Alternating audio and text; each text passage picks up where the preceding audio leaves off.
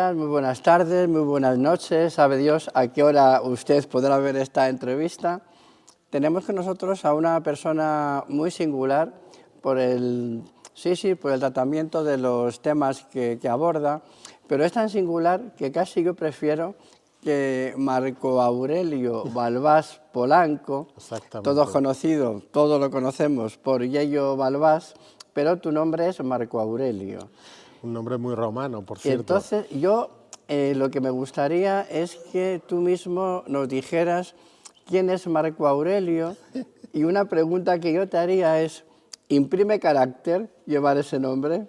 Realmente nunca me han llamado Marco Aurelio, no recuerdo en mi vida que me hayan llamado así. Mi padre se llamaba Aurelio y Yello viene de ahí, es un diminutivo y siempre, de pequeño me llamaban Yellín.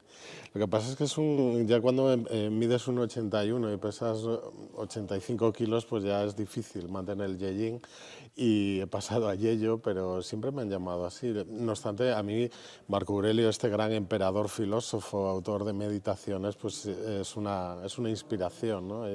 Y Aurelio, este otro gran rey asturiano, o sea que es un nombre que a mí personalmente me gusta, aunque si voy por la calle y alguien dice Marco Aurelio, no me voy a girar probablemente. Y profesionalmente, ¿cómo definiría su trayectoria hasta el momento de hoy? Bueno, soy un hombre del Renacimiento porque hago de todo, probablemente nada bien, pero ahora mismo tengo una empresa que hacemos infografías de temas históricos, videojuegos, y ese es un ámbito de divulgación histórica que yo creo que me permite tener unos ingresos y dedicarme también a mi faceta como escritor y divulgador. Ya de forma más reciente he entrado ya en el ámbito de la investigación histórica. Mi ensayo Espada, Hambre y Cautiverio es un libro de investigación con un formato científico que supone ir un paso más allá, de alguna manera. Pero por lo demás, creo que por lo que más conocido soy es por mi faceta como novelista y colaborador pues, en revistas de historia militar como Despertaferro. Tienes cierta predilección por Roma, ¿no? Roma y la Alta Edad Media, sí. Roma la Reconquista, ¿no? Pero Roma forma parte de tu catálogo de trabajo, ¿no? De traducciones, de textos propios, ¿no? Exactamente, a mí Roma siempre me ha fascinado. A finales de los 90 empecé a colaborar en unas excavaciones arqueológicas sobre campamentos militares romanos durante las guerras cántabras y eso realmente me fascinó. También me gustaba mucho el mundo hispano de la Edad del Hierro, los antiguos cántabros, astures y demás. Bueno, pues realmente Roma es un referente tan importante que aunque te vayas al siglo VIII nunca acabas de dejarla atrás. Y mi última novela, Los Cuatro Pilares, está ambientada en el saco de Roma, de las tropas de Carlos V. Entonces, Roma es un referente, nunca, por mucho que corras, nunca, y te vayas hacia adelante cronológicamente, nunca la dejas detrás. El asunto de Roma, yo creo que hay una cierta unanimidad en que siempre se busca legitimarse a través de Roma, ¿no? Somos los verdaderos herederos de Roma. O sea, Roma da como un prurito de legitimación, ¿no? Pero Roma es complicada, ¿no? Bajo tu punto de vista, ¿qué es lo mejor dentro de lo difícil que es de un imperio y no solamente imperio, ¿no? Todo lo que duró Roma, pero haciendo un esfuerzo de síntesis, ¿qué sería lo mejor y lo peor de Roma? Bueno, sí que es cierto que todos los estados sucesores de Roma, todos estos estados posromanos, como el propio reino visigodo, de algún modo se buscaban legitimar en base a la imitatio imperi, imitar las instituciones y los usos que tenía este imperio romano, ¿no? Y a su vez, por ejemplo, el reino asturiano imitó el reino visigodo que estaba inspirado en este mundo, ¿no? Roma es fascinante porque en muchos aspectos es una sociedad muy similar a la nuestra, pero en otros es radicalmente distinta. De algún modo yo creo que puede encarnar lo mejor y lo peor que tenemos nosotros, nuestro derecho, nuestras instituciones, nuestra lengua, están tiene sus fuentes en el mundo romano, pero bueno, Roma también era capaz, teniendo esa maquinaria militar tan eficiente, de ser una sociedad extremadamente despiadada, ¿no? No solo por estas campañas que a veces eran brutales, sino también pues los mismos espectáculos que podía haber en los anfiteatros de hombres y mujeres matándose entre sí o siendo ejecutados y convirtiendo la violencia en un espectáculo. Yo creo que tal vez esa sea la parte más sórdida o más oscura del mundo romano. Hay autores que afirman, ¿no?, que nos hubiera ido mejor con Cartago que con Roma, ¿no? Hay gustos de todo tipo, ¿no? ¿Por qué crees tú que Roma y Cartago eran incompatibles? Porque, de cierto modo, al final fue casi como una incompatibilidad. Bueno, eran las dos mayores potencias que se disputaban el Mediterráneo occidental, entonces evidentemente Perdona, ¿era solamente una lucha de poder? sí, básicamente. Hombre, eran sociedades también con un patrón cultural muy distinto. Digamos, Roma, pues, de algún modo bebía mucho del mundo indoeuropeo, Cartago, los púnicos, pues, del mundo semítico y con fuertes influjos norteafricanos. Tampoco se puede hacer una barrera taxativa porque, digamos, en esta época el Mediterráneo no era tanto una frontera, sino una vía de comunicación entre pueblos, y esa distinción que puede haber a partir de la conquista islámica entre el norte y el sur no existía en esta época. A nivel civilizacional. Entonces, pero yo creo que sí, es una disputa básicamente por el poder, ¿no? Por el poder del Mediterráneo occidental, y es curioso porque en un principio Roma era una potencia terrestre, mientras que Cartago era una talasocracia, y tuvo que desarrollar una flota para disputarle, pues, las islas del Mediterráneo, como pueden ser Sicilia, Cerdeña y demás, Córcega y demás. Entonces, la verdad es que las tres guerras púnicas son también algo fascinante, son conflictos que además generaron a personajes fabulosos como el propio Aníbal. Y además este gran enfrentamiento que dejó su huella incluso en la mitología con Eneas, este héroe fundador de Roma, que huye de Troya, pero pasa por allí, pues realmente yo creo que ha conformado en gran medida el imaginario occidental de esas dos grandes potencias, esos dos grandes enemigos. De lento es Cartago, solo puede quedar uno, y al final, pues, esa historia de que el enemigo derrotado es su ciudad destruida y sus campos arados y sembrados con sal, ¿no? Yo creo que también tiene bastantes componentes míticos este relato, pero yo creo que ha sido un relato que ha impregnado bastante la mentalidad occidental y que ha ejercido influencia sobre nosotros. Una pregunta que yo me he hecho varias veces, ¿no?, en relación a Roma, y sobre todo una vez que se produce el, el papel de Teodosio, ¿no?, y el establecimiento del cristianismo, ¿no?, como religión oficial, ¿no? Mm, es complicado, para mí por lo menos, ¿no?, creer que sobre todo los patricios, ¿no?, los grandes tentadores del poder, realmente se convirtieran todos al cristianismo, ¿no? En tu opinión, si es que la tienes, ¿no?, pero sí me gustaría preguntártela, el- ¿se produce realmente una conversión de la clase dominante romana con Teodosio, o subrepticiamente se sigue todavía practicando un paganismo, en, en fin, oculto, ¿no?, evidentemente para no enfrentarse directamente con la autoridad imperial, ¿no? A ver, realmente las medidas legales contra el paganismo se mantienen hasta el Concilio Quinisexto de Constantinopla en el año 693. O sea que si en la capital del Imperio Romano Oriental, Constantinopla, se seguían realizando ritos paganos en una época tan tardía, pues yo creo que efectivamente pues hubo un proceso de conversión bastante lento. Para mí la figura clave es Constantino, que es de alguna manera, claro, es el protagonista del mito fundacional de este imperio romano cristiano en torno a la batalla del puente Milvio.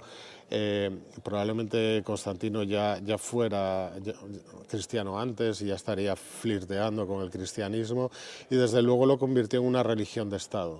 Y yo creo que esa es la figura clave, y a partir de ahí se da pues, a lo largo del siglo IV pues, un proceso de cristianización que yo creo que a las élites sí les interesaba convertirse de una forma más rápida.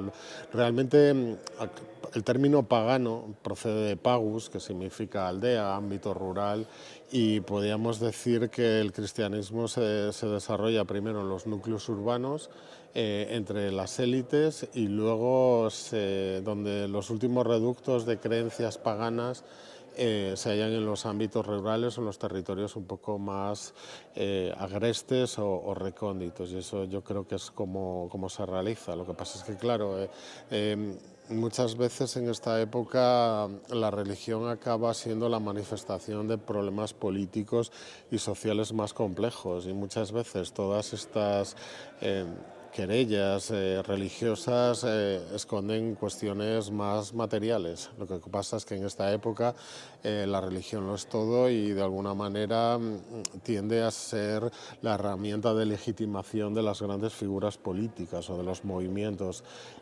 políticos y sociales del momento. Entonces, a veces te lleva a preguntarte qué es antes, la gallina o el huevo, ¿no? Porque evidentemente también creían en los dogmas que se postulaban, pero muchas veces parece que lo que hacen es vertebrar estas, sobre todo también después las querellas en torno a la naturaleza de Cristo y demás, el arrianismo frente al catolicismo, o la religión nicena, pues no solamente es una cuestión de ideas, sino también subyacen otras disputas más materiales, más mundanas y más complejas.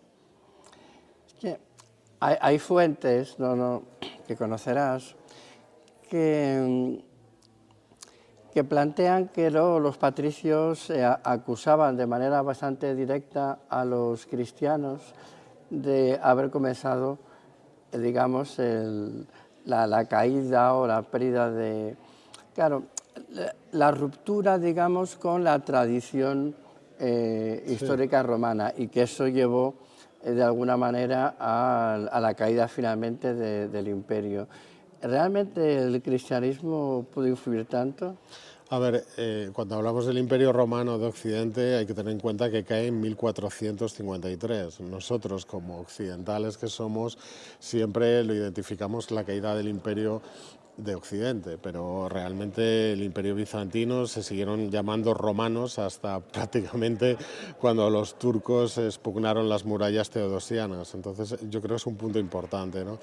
Sí, el propio San Agustín de Hipona la ciudad de Dios tiene que defender esa tesis, porque claro, se había acusado de que el cristianismo había traído una decadencia que había fructificado, desencadenado pues el saqueo de Alarico del año 410, cuando este rey visigodo pues ya que fue ya de alguna manera pues una apuesta casi como la crisis del 98 que tuvimos en España, ¿no? El mazazo definitivo cuando ya no somos lo que éramos, ¿no?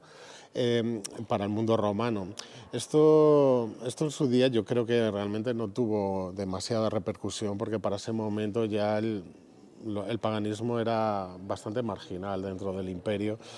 No obstante, ha tenido una rehabilitación estas ideas en el siglo XVIII por la obra de la decadencia y caída del Imperio Romano de Edward Gibbon, ¿no?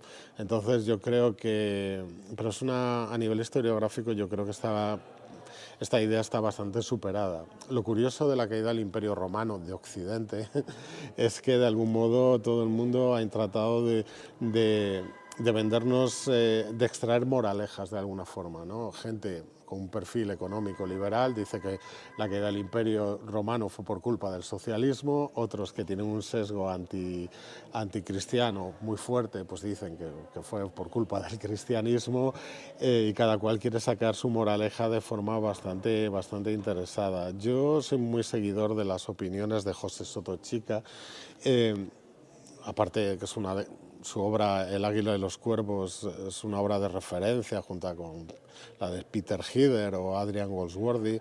A ese respecto yo creo que el imperio estaba atravesando una crisis, pero no fue, que podría haberlo sobrellevado si no hubiera tenido tanta conflictividad interna, ¿no? También había una desafección por las élites provinciales hacia el imperio. Ellos creían que estaban pagando un impuesto que realmente no les revertía en protección, porque al final el Imperio Romano lo que garantizaba era la Pax Romana, o sea, a través de esta enorme maquinaria militar que cuando deja de ser operativa o deja de garantizar esa seguridad, muchas élites locales o provinciales empiezan a cuestionarse en qué medida pues, es necesario ese imperio o es más práctico pagar o alcanzar acuerdos con estos bárbaros que están adentrándose en el territorio romano, ¿no? Y yo creo que esa es la clave más bien, aparte de cuestiones pues, que pueden ser de tipo económico, social y demás, pero yo creo que las claves hay que buscarlas por ahí, más bien. Pareciera que estamos en momentos de hace unos años ya, ¿no?, donde hay cierta historiografía que le gusta cuestionar a la Reconquista, cuestiona el nombre, hasta incluso a veces cuestionan el propio proceso, ¿no?, de que no, si no fue una reconquista en realidad. Bajo tu punto de vista, ¿la palabra reconquista es razonablemente correcta? ¿Y qué fue la reconquista según tú? Yo creo que tras este debate terminológico subyace un debate sobre la ontología nacional. ¿En qué medida España es fruto de esta lucha contra el Islam, somos herederos de los reinos cristianos del norte, de habla latina, religión cristiana y cultura occidental, o de algún modo pues al Andalus esta realidad civilizacional distinta que es de habla árabe, religión islámica y unas estructuras antropológicas orientales, pues también han dejado su huella en nosotros, ¿no? Y esto también está muy condicionado por el fallido modelo multicultural que se ha querido implementar en nuestras sociedades. Y yo creo que tiene más que una cuestión historiográfica subyace esto, una cuestión meramente política, ¿no? Y realmente los que más cuestionan este concepto historiográfico tienen unas ideas políticas muy marcadas que no ocultan. Desde mi punto de vista, el concepto reconquista es plenamente operativo si tenemos en claro una serie de conceptos. De entrada, la idea de expulsar a los moros no tiene sentido. Digamos, los árabes conquistadores fueron una pequeña minoría junto con tropas bereberes, y lo que eran la población de Al-Ándalus en su inmensa mayoría eran hispanogodos, arabizados e islamizados que se acabaron creyendo árabes. Muchas veces se construían falsas genealogías para ubicar sus ancestros en Arabia o en Siria por cuestiones de prestigio personal, mientras que los cristianos del norte se creían herederos de ese mundo visigodo que a su vez bebía de Roma. Y yo creo que eso es un punto de vista clave, que desde muy antiguo, además, de forma muy temprana, surge esa idea de que su expansión territorial hacia el sur consiste en la recuperación de un territorio perdido que les pertenece por derecho histórico.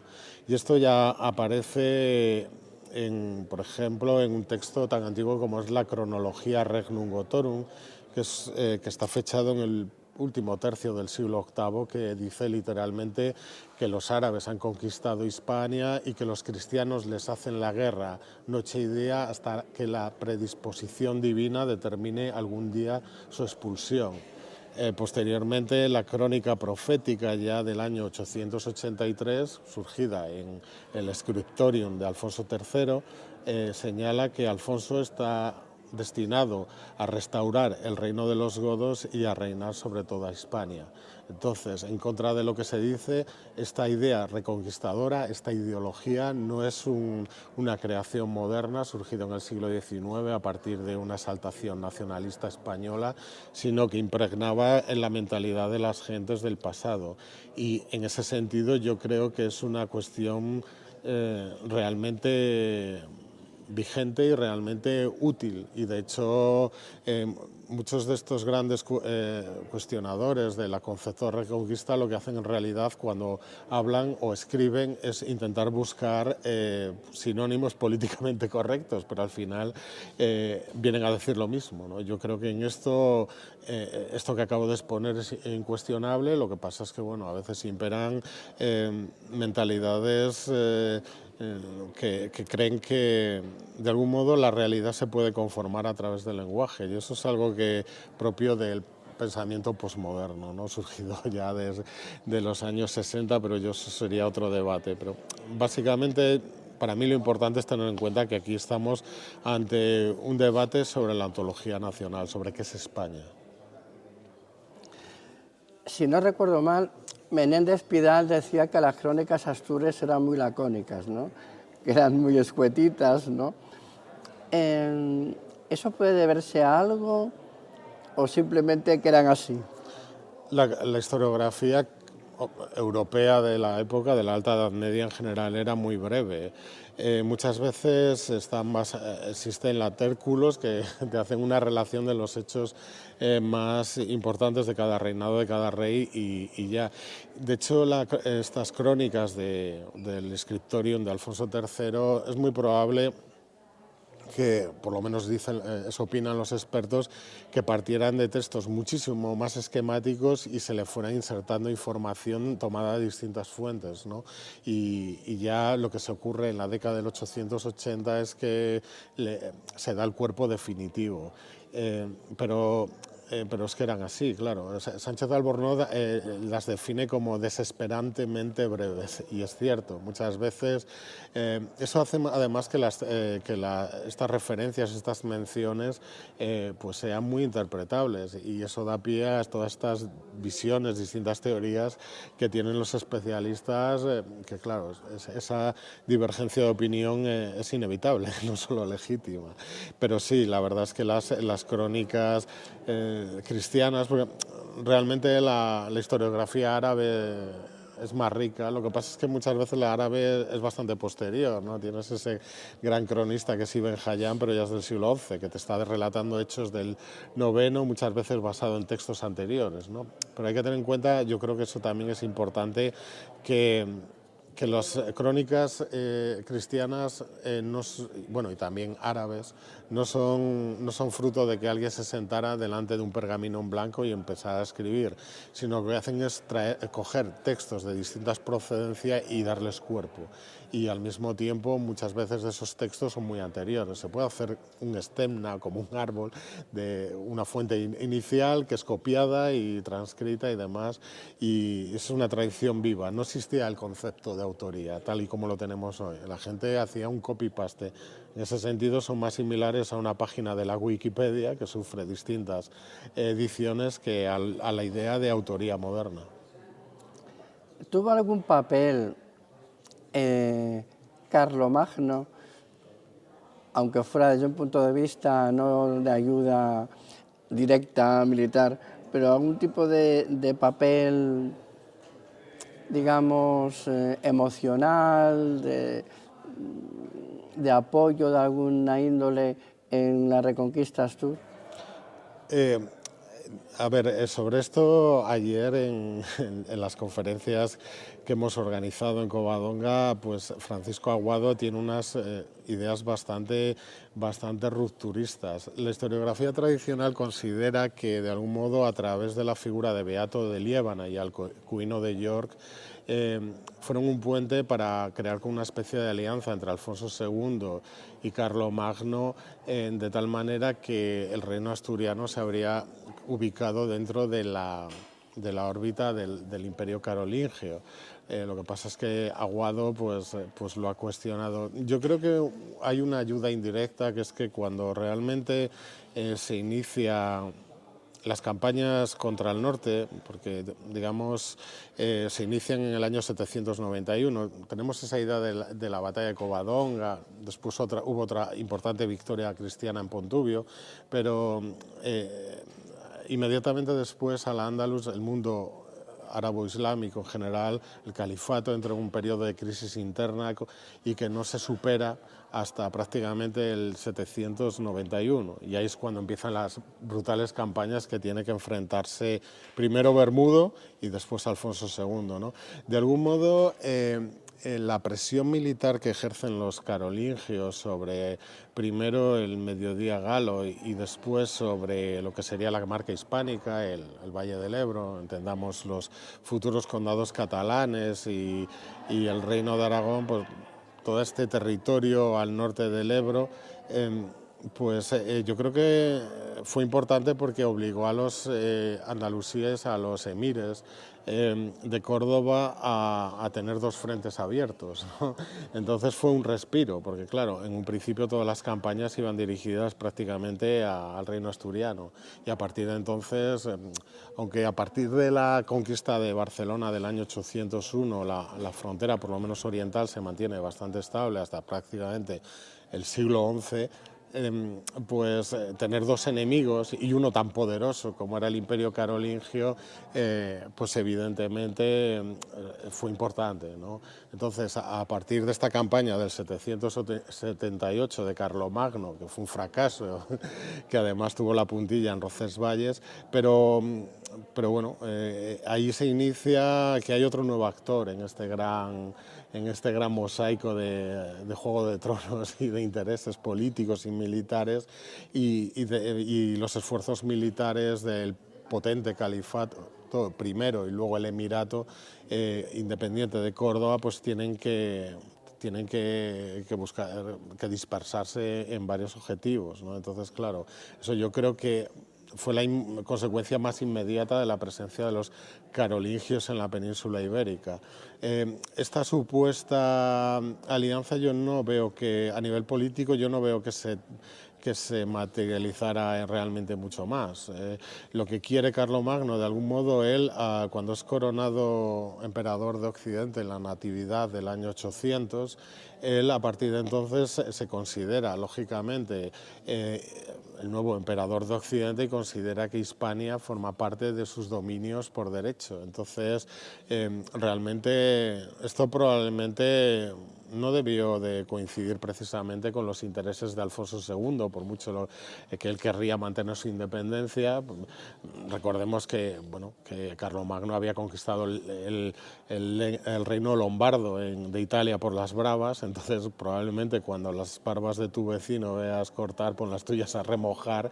Y por ejemplo, una cosa que señala Francisco Aguado, que me parece muy acertado, es que él quiere imponer el rito litúrgico romano, mientras que el hispano-godo, o mal llamado mozárabe, se mantiene en el reino de Asturias, ¿no? Y eso tenía una importancia capital, ¿no? Y lo mismo que quiere imponer en los monasterios la regla de San Benito, y aquí el reino asturiano mantiene las tradiciones monásticas propias del ámbito hispano-godo.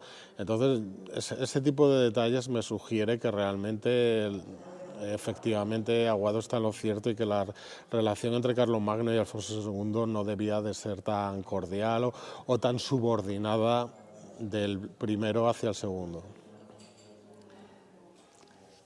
Una cosa que a veces se aprecia, ¿no?, es que con el estado de las autonomías, los muchos hitos importantes de carácter nacional pues se han fragmentado, se han regionalizado, y entonces el resto del país ha perdido conexión con ellos, ¿no?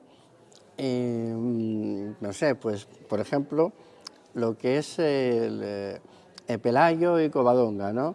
Pues siempre Tiempo A era un hecho fundamental para toda España, y cada vez parece que es más una cuestión regional de Asturias. Santiago Pues Santiago, aparte de lo que ha sido el patrón de España, Santiago nace precisamente como consecuencia del reino Astur, pero se convierte ya en una cuestión específicamente gallega, ¿no? Parece que ya no tiene, el resto de España no tiene nada que ver, ¿no? Y por citar un hecho ya más moderno, pero también de gran trascendencia, ¿no? El 2 de mayo de Madrid, ¿no? Que era pues algo totalmente nacional y ahora ya es una celebración simplemente de la Comunidad de Madrid, ¿no? Se nos está disolviendo los hechos, digamos, los hitos históricos importantes de constitución de la nación española, se están disolviendo en localismos excesivos. Yo creo que eso tiene dos dimensiones, por una la simbólica y por otra la historiográfica. Respecto a esta última, yo recuerdo haber hablado con un profesor de historia medieval de la Universidad de Aragón y señalaba precisamente esto. Muchas veces los estudios que se realizan de determinadas universidades tienen un ámbito autonómico y esto hace que muchas veces fenómenos que tienen una mayor dimensión territorial pues se tiendan a acomodar a estos nuevos límites, ¿no? Modernos. Entonces, por poner un ejemplo un poco ideológicamente aséptico, el románico que tenemos en Cantabria es indisociable como núcleo del norte de Burgos y Palencia, pero luego te puedes encontrar bibliografía, obras que estudian románico en Cantabria. Pues eso es mutilar de alguna manera o crear una barrera artificial, ¿no?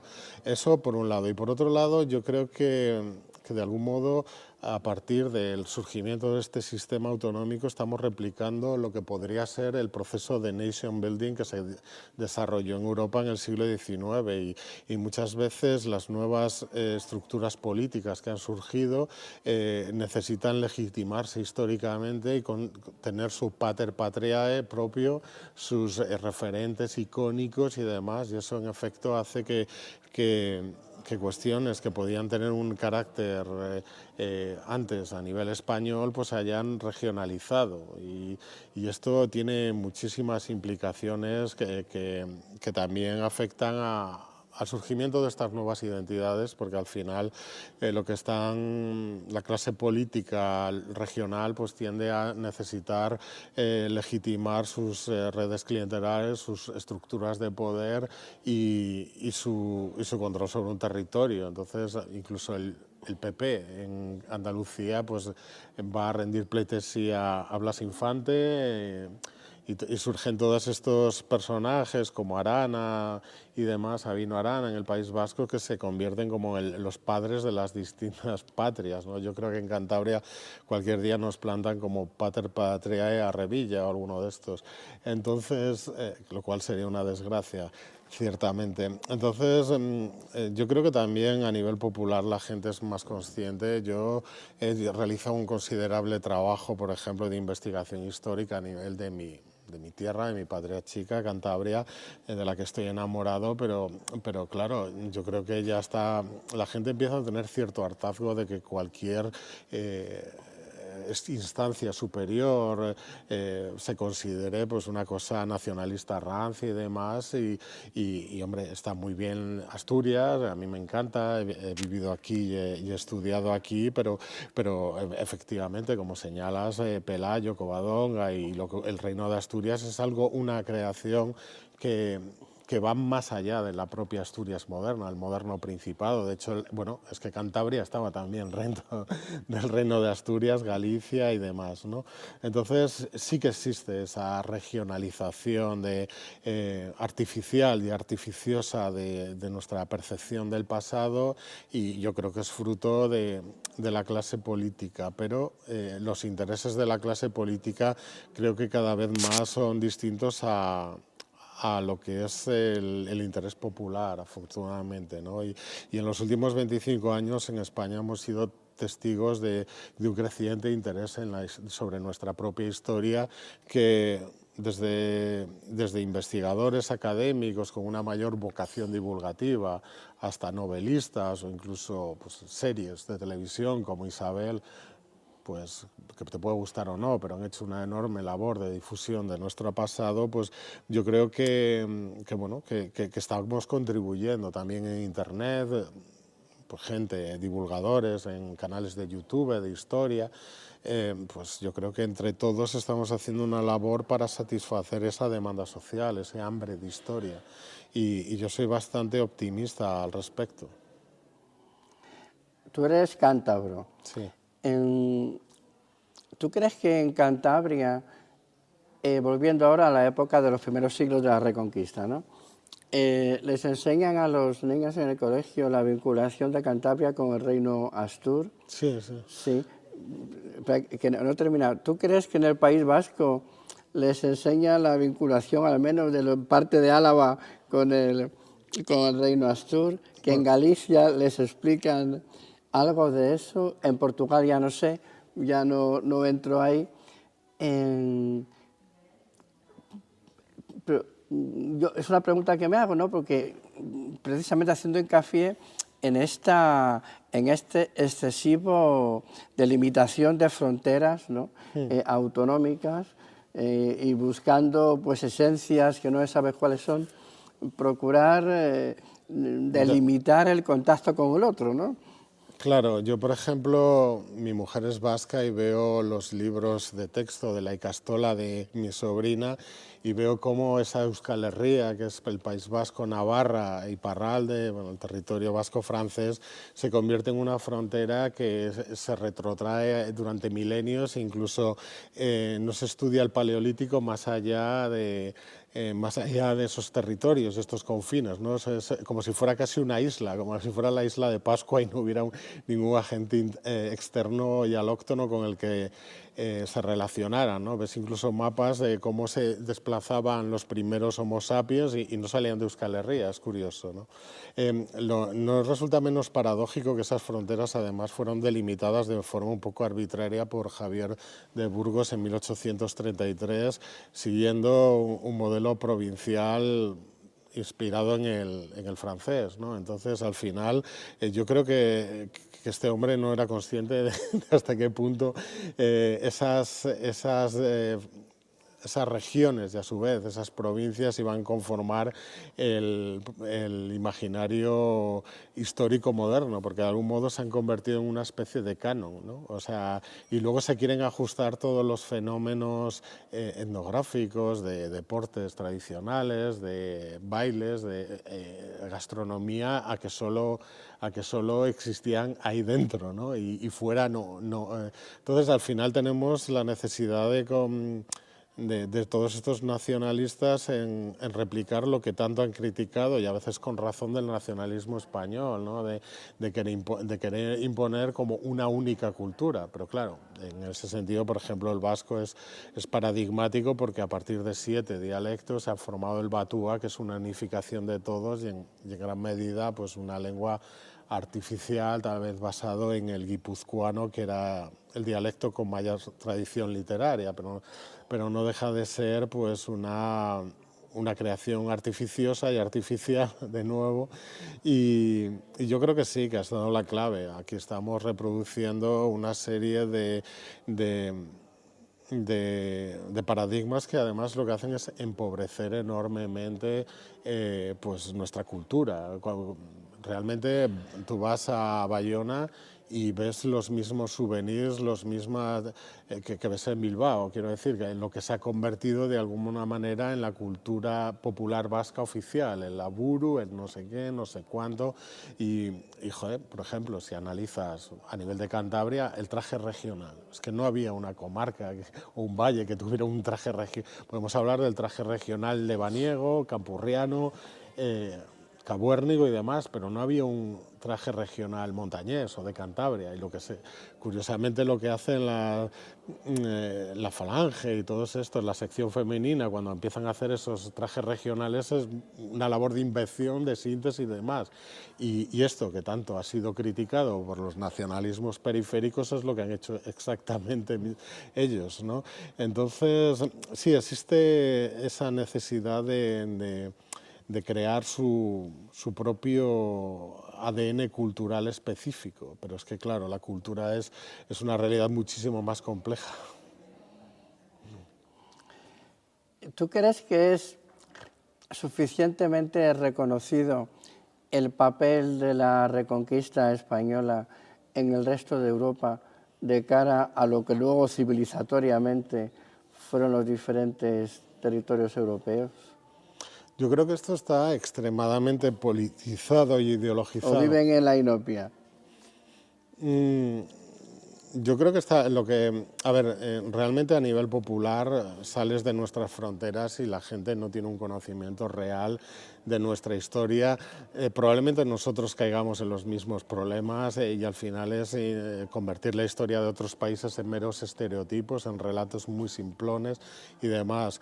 Yo lo que veo es que a partir del 11 de septiembre del año 2001, dentro de este clima de guerra de civilizaciones, pues ha surgido como la necesidad de mostrar que esa armonía que algunos desean y que probablemente sea necesaria entre el mundo islámico y Occidente, pues se habría manifestado en la península ibérica, porque es un territorio donde ambas civilizaciones se juxtapusieron durante siglos.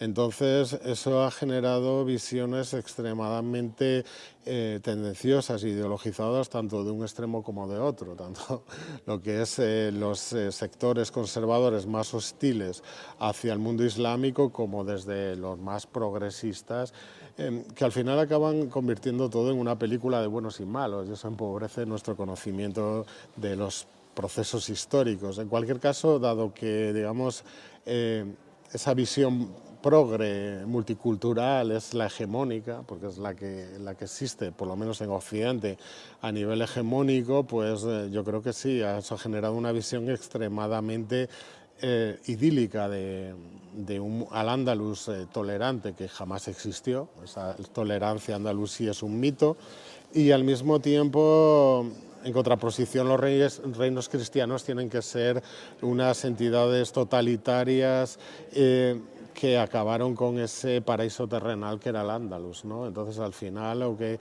se ha convertido en un territorio mítico, al Andalus, casi a la altura de la Atlántida. Y yo creo que eso es un poco lo que ha estado imperando más en el debate público y en los medios de comunicación de masas, sobre todo el ámbito anglosajón, pero en menor medida también Francia, Alemania y demás.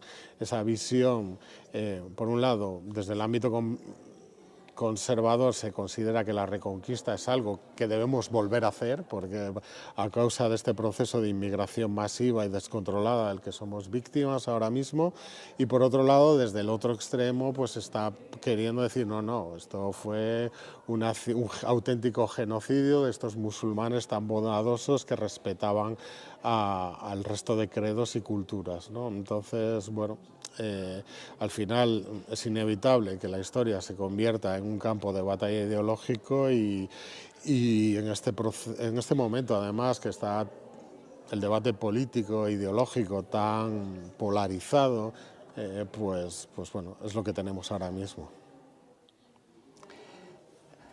Un historiador asturiano, precisamente de Gijón, Luis Suárez, que seguramente lo conozcas, medievalista, ¿no? Muy reconocido. Él, cuando habla del Camino de Santiago, hace un enfoque, por lo menos lo que yo he leído, muy profundo sobre la influencia del camino, que va más allá de lo que uno pudiera pensar, ¿no? Las ramificaciones de todo tipo, legales, en fin, ¿no? ¿Qué sería de España y la hispanidad, por la influencia que tuvo, sin la figura de Santiago? A ver, Santiago surge, la figura de Santiago surge precisamente o tiene mayor importancia a partir de la época de Alfonso II. Previamente ya Isidoro de Sevilla, en el siglo VII, había sugerido que era el apóstol que había muerto en Hispania, había llegado, había evangelizado la península.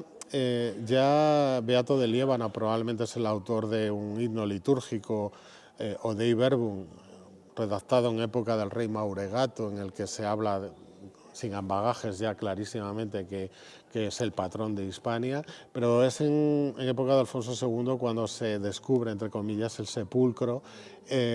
Y eso es un punto trascendental, porque en un momento donde la religión lo presidía todo a nivel de pensamiento, está otorgando una identidad a España, a esa España medieval, ¿no? Que no hay que confundirla con la nación moderna. Entonces, para mí es una figura clave a nivel de identidad, sobre todo. El hecho de tener ese patrón propio, ¿no? que al mismo tiempo tiene su utilización ideológica, como Santiago Matamoros. Hay más de 20 batallas en las que se atribuye algún tipo de intervención por parte de Santiago para ganar, incluso en la legendaria batalla de Clavijo, que probablemente es una amalgama de hechos reales, pero que la batalla en sí no existió. Entonces, para mí tiene una importancia capital Santiago dentro de esta identidad de los reinos cristianos peninsulares para crear esa idea de España, ¿no? O fomentarla y alimentarla. Y luego el Camino de Santiago, pues curiosamente genera un aluvión de peregrinos que hace que la península deje de estar desconectada con el resto del continente y a través de ella llegan el estilo románico, el estilo gótico, cantares de gesta y curiosamente se convierte en lo que no consiguió Carlomagno, lo consiguió el Camino de Santiago, ¿no? De algún modo conectar a España, bueno, a la península ibérica medieval con el resto del continente europeo, con el occidente latino. Y desde luego tuvo un papel a nivel cultural clave, ¿no? Fue un nexo de unión. Para ir terminando, Yello, en un momento tan difícil, tan complicado, vamos a decir, tan complejo como el que vivimos actualmente, bueno, todos los tiempos son complejos, ¿no? Pero este es especialmente complejo. ¿Qué enseñanzas nos han dejado los que nos precedieron en esa etapa tan extraordinaria que solemos llamar reconquista, que puedan ser aplicables en el momento actual? Bueno, los hechos históricos o los escritores incluso yo creo que no transmiten enseñanzas, sino que somos nosotros quienes las extraemos, ¿no? Yo, por ejemplo, como autor de novelas, fabuloso hablar con tus lectores y que cada uno de lo que has escrito en tus obras tratas de transmitir una serie de reflexiones sobre la naturaleza humana, no solamente entretener, que obviamente también es otro objetivo capital en la literatura, pues es cada cual, yo creo que extrae su propia moraleja, extrae su propia sabiduría, sus propias conclusiones, sus propias reflexiones que muchas veces están íntimamente relacionadas con tu propia ideología y tu propio bagaje vital. Entonces yo no creo que haya ningún proceso histórico y mucho menos algo tan complejo y tan extenso cronológicamente como son 8 siglos de reconquista que nos puedan transmitir una conclusión, porque además no es lo mismo la reconquista ya en el siglo XV con los reyes católicos que los orígenes de Pelayo, pero realmente Pelayo, como ha señalado José Sotochica de forma reciente, para mí es el paradigma de alguna manera nuestros enemigos son aquello que no queremos ser. Y la clave para entender a Pelayo y a estos primeros reyes, entre comillas, asturianos, es una lucha por preservar lo que eres. Yo creo que esa es la clave, por lo menos en esta fase, ¿no? Luego ya, como digo, pues en otros periodos la situación es tan políticamente distinta que realmente no puedes. Podrás sacar otras conclusiones, pero yo, centrándome en este periodo, que es el que más domino y el que he dedicado tantos años de mi vida a investigar, para mí la clave de estos primeros reyes asturianos es eso, es que tienes que defender lo que eres, tienes que defender tu identidad y tienes que defender pues, que hay cosas que van más allá de lo material que merece la pena preservar. Bueno, pues por mi parte, agradecerte enormemente A vosotros. tus palabras. Marco Aurelio y ello Balbás Polanco, que dice que no le ha impreso demasiado el carácter, el nombre, porque viene por determinadas circunstancias, pero yo creo que sí, que el nombre también imprime carácter.